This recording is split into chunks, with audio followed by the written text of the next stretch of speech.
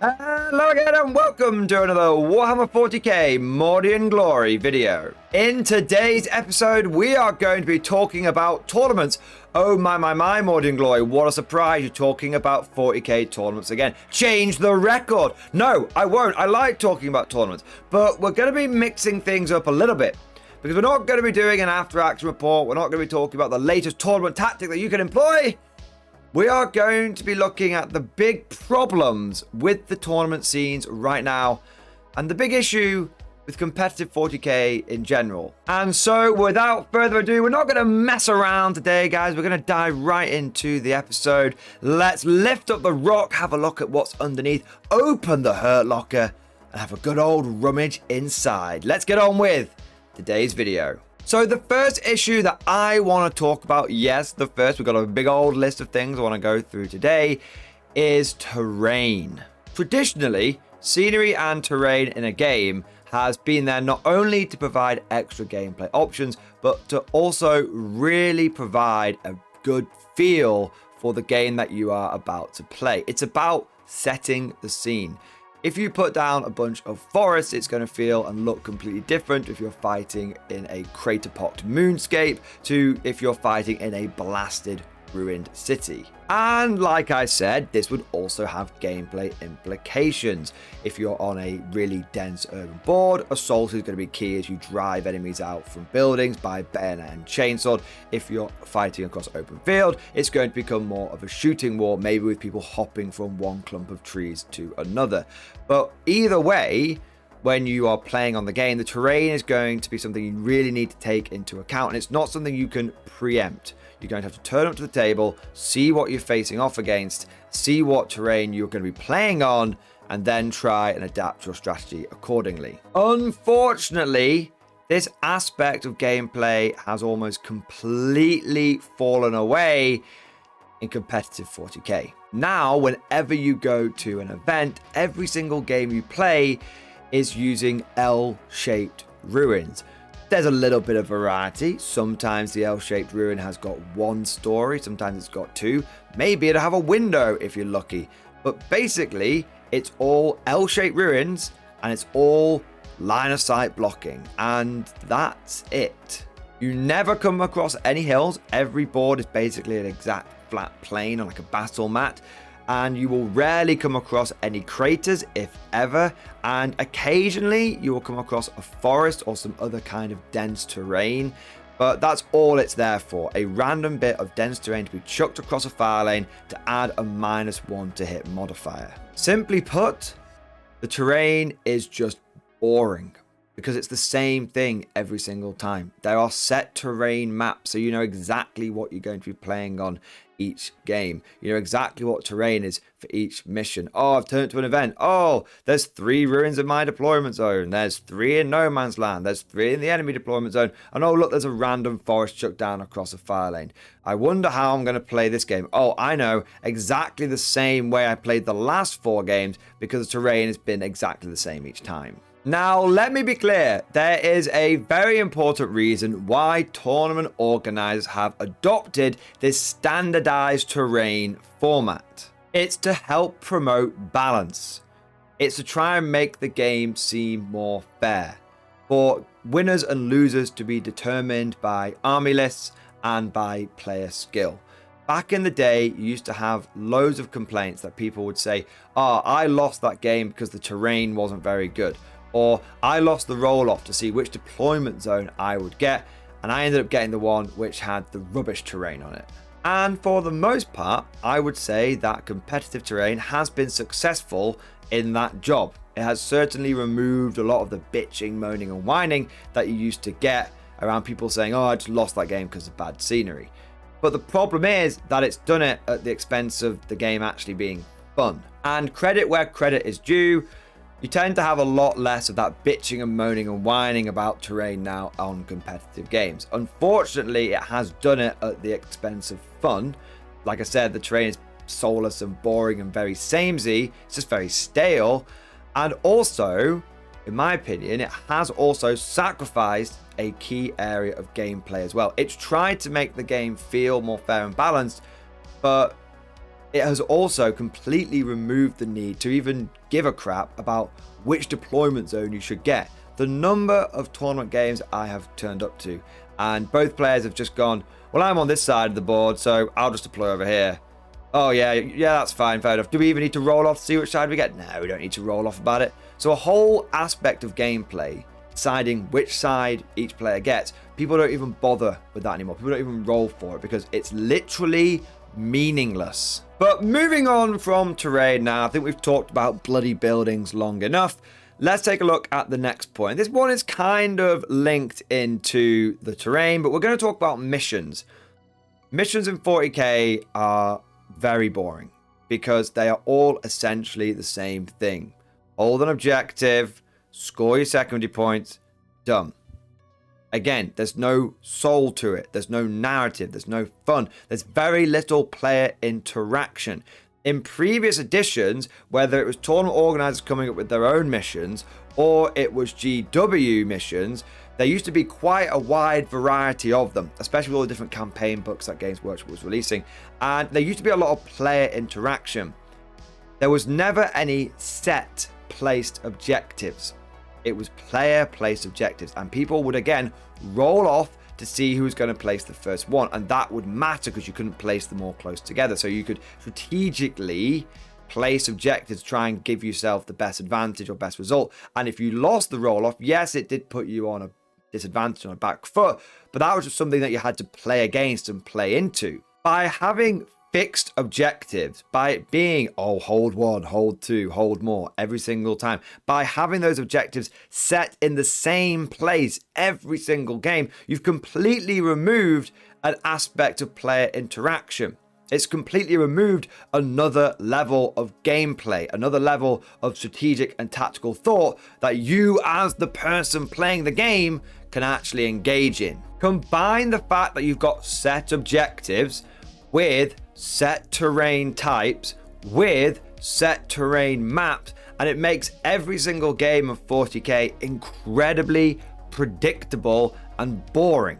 Because you just know, oh, I'm playing on Tides of Conviction today. Oh, I'm using UKTC standard terrain, or I'm using WTC standard terrain. So I know that if I deploy this here, this here, this here, then I'll be able to move on to this objective and this objective. And you could almost talk out how the whole game is going to go, and you can predict how the game is going to go in your head before you've ever rolled the dice. Dice basically just add a small element of randomness into it, but considering that every 40k faction these days has so many different ways and mechanisms and levers to influence dice rolls and to basically guarantee the result that they want, unless you have phenomenally bad luck, you're always going to get the dice that you want, and you can predict who the winner and loser of each game is going to be just by looking at the matchup. Assuming an equal amount of skill, most games of competitive 40k these days are almost determined before the first dice is even rolled. And this leads me on to my next big problem, because one of the things that makes 40k so predictable, one of the things that makes it so easy to know who's going to win a game and who's going to lose a game, it's nothing to do with generalship or player skill. It's all to do with matchup. Which faction is playing against which other faction? Now, we are not talking about faction balance here. We're not talking about who is the current top meta, what is the current net list, nothing like that. We are talking about the fact that 40k has become essentially a game of rock, paper, scissors. I personally couldn't tell you, it's just an uncountable number, the amount of games that I have won and lost entirely just depending on what faction my opponent was using. If I go up against Adeptus Custodes with my Imperial Guard, it's a slam dunk for me. If I go up against Imperial Knights or Chaos Knights with my Guard, it's a slam dunk for me. If I go against World Eaters, unless my opponent's using a bit of a wacky list, it's basically going to be a loss for me unless I'm very lucky. And what's really funny is previously 40k players complained about, I only lost that game because of the bad terrain. And now it's moved on. And the most common thing that you hear in a post-game wrap-up when someone's lost a game, when their mate comes up to them and says, oh, how did that last game go? And they go, oh yeah, I lost it, but it was knights into Imperial Guard, so what can you do? And their mate will say to them, oh yeah, well, that's just a really bad matchup for you, isn't it, mate? Don't worry, you'll do better in your next game. It's so accepted, it's so commonplace that there are good matchups and bad matchups that you don't even need to tell your mate, oh, I lost this game because X, Y, Z happened. He literally just asks you one question. What were you facing? And then you say, oh, I lost because it was X faction. And he doesn't even need to know the blow by blow. It's just, oh yeah, well, of course you lost that game. Because that faction is no good into Imperial Guard. Or Imperial Guard is no good into that faction. It's like you can predict who is going to win which game just by looking at the two different factions that are playing. But wait, there's more, because it's not just faction versus faction which is creating this rock, paper, scissors effect. There's also the fact that most people these days, when they go to a tournament, are turning up with some form of net list. Now, in case you're not familiar with this term, a net list is basically not an army list that you have written and designed and come up with yourself, but it's rather one that has been used by a competitive player or one that has been written on an online format. It's an internet list and it's done really, really well at an event. Let's say, famous player number one has taken it to a tournament. They've done really well with it. Suddenly, everyone else wants to use that same list. And suddenly everyone just accepts that that is now the way you run Sisters of Battle or Guard or Orcs at an event. So you'll hear these terms like, oh, Kazakin Bomb. You'll hear these terms like Goth Pressure. You'll hear these terms like Monster Mash or Nidzilla. You hear these different kinds of terms and they refer to basically the nickname that has been applied to a certain playstyle or a certain net list that is currently doing the rounds at the tournament scene. Now, net lists have become incredibly common.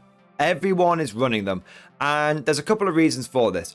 Firstly, there's a lot more people playing 40k these days. It's not just a bunch of isolated dad forums where a few people are talking about, oh, well, I like running my Black Templars in this way, or I like running my Eldar over here. No.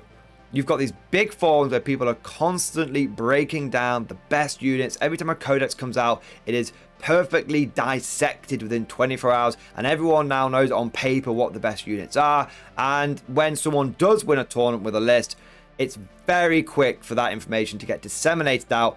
And people instantly just start using that stuff. But the other reason is the phenomenon that has been born out of 9th edition, which is competitive 40k Warhammer coaches. Basically, personal trainers for your tabletop hobby. Now, this is not going to be a video talking about the positives and negatives, whether you think coaches are good or bad. We're not getting into that today.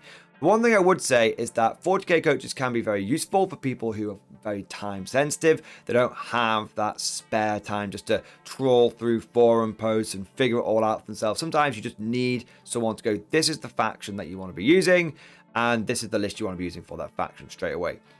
However, the impact of 40k coaches, the sort of negative, I would say, nothing to do with whether they're good or bad, but it's to do with this homogenization, this standardization, this rock, paper, scissors that 40k has become.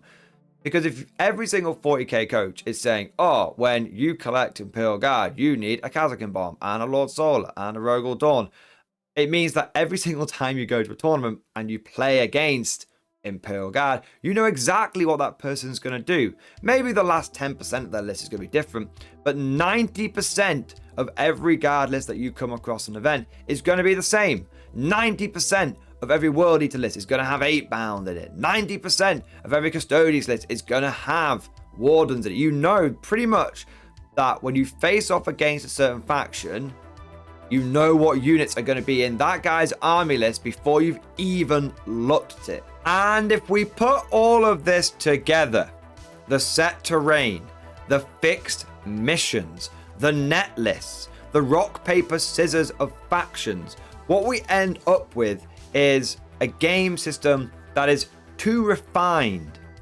too predictable, too stale. Once you've been to one tournament, you've been to all of them. And if you know what's basically going to happen each game. If you're watching a live stream and you know, oh, well, it's Black Legion versus Ultramarines, I know how this goes, then it's not very exciting. And I would say, overall, that is the big problem with competitive 40k. It's not very exciting.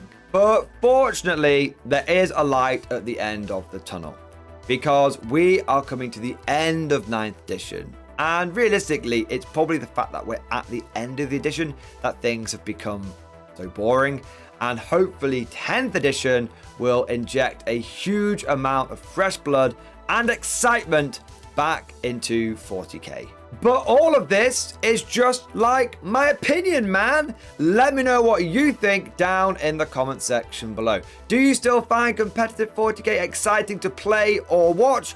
Or has it kind of become a bit stale and boring for you? If you enjoyed today's video, make sure you smash that like button and also subscribe to never miss an episode. And if you found today's video particularly interesting, then please consider becoming a channel member or Patreon supporter. By becoming a supporter, you will gain access to the Mordian Glory Discord server, an online community of well over 1,000 active members. It's always popping off in the MG Discord. We've got tactics areas, army list discussion, painting, hobbying, and we've even got a pretty spicy meme section too. And I'd just like to say a quick thank you to all of the latest channel members. So thank you to Milo Moran, Stratostarix, Dave Evans, Tim Taylor, Simon Dolding, Matt Lewis, Steely Wolves, Leonidas King, James Latham, Space Tonk Bree, Daniel, Bab Chib, Craig Smith, Cyrus Leaf, Wayne Stay, Tarek Torgadon, Tommy Delane, Olio Gillo, Michael, Thom Norman, and James Beach. Thank you guys for doing your part. I also want to do a shout out to the latest Patreon supporters as well. So a big thank you to Peter Stella, Tyson Bowman, Craig Smith, Adam Canklin, Dacommissar 357, and Tristan Wood. And last but certainly not least, I would like to say a personal thank you, a special heartfelt thank you to all of my top tier Patreon supporters.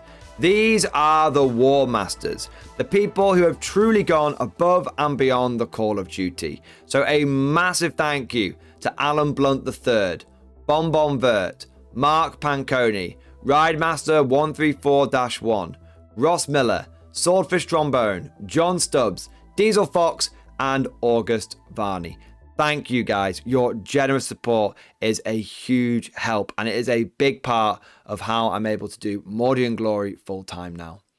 I hope you've all enjoyed today's video. Thank you for watching, and of course, as always, I'll see you guys next time.